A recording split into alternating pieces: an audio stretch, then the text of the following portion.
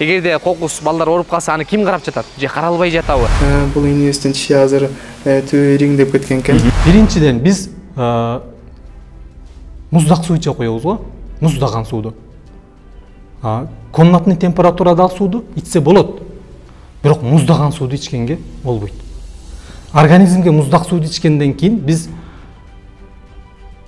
биринчиден тамагыбыз ооруп калат. Ангинабыз болсо ангиналар шишип калат, Андан кийин жөтөлүп калабыз. Ашказан кыйналат, аппетит жоголот, иммунитет түшөт. Биринчи муздактан болуп башталат.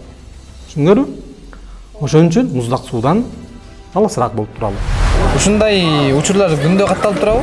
Ассаламу алейкум, урматтуу мусулман бир туугандар, урматтуу мекендештер, сиздер менен кайрадан Нур Медиа каналы.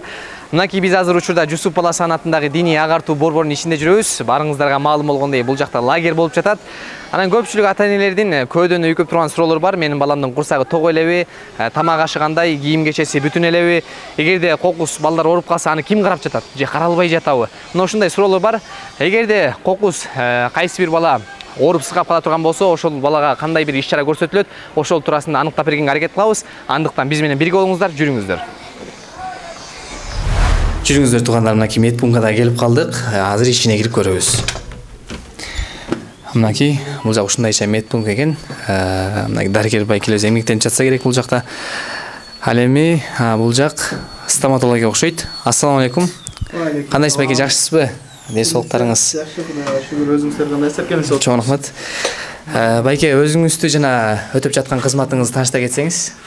Биздин атыбыз Автандил болот. Биз Бишкек шаарынын тургуну болобуз. Ошо Бишкек шаарынан ушул Карабарта шаарында медреседе лагерге жаш балдар келишет экен. Ошол жаш балдардын тиштери ооруган болсо, ошолордун тиштерин дарылаганга Алланын ыраазычылыгы үчүн кызмат кылып. Абдан жакшы. Автандил байке, бул кесибиңиз менен канча жылдан бери эмгектенип келесиз? Бул кесибиз менен 8 жылдан бери эмгектенип келебиз. Чоң рахмат. Инибиздин тиши эмне болуптур? Бул инибиздин тиши азыр түбө ириңдеп кеткен экен. Азыр каналдарын ачып, анан ичине дары салабыз. Чоң рахмат, ишиңизге ийгилик, жакшы туруңуздар. Жүрүңүздөр, мына бул жакта дагы дарыгер байкебиз олтурат. Азыр барып кыскача маектешебиз. Ассаламу алейкум. Кандайсыз байке, жакшысызбы? Өтүп жаткан кызматыңыз тууралуу айта кетсеңиз.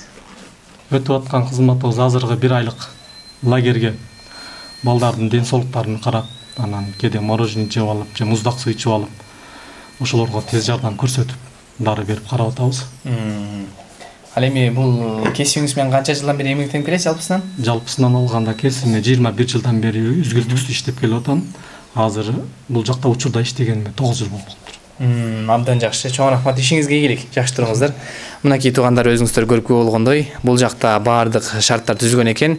Эгерде кокус бир балдар ооруп сыркап кала турган болсо, ушундай тажрыйбалуу дарыгер байкелер эмгектенип, колдон келген жардам көрсөтүп турат экен. Жүрүңүздөр.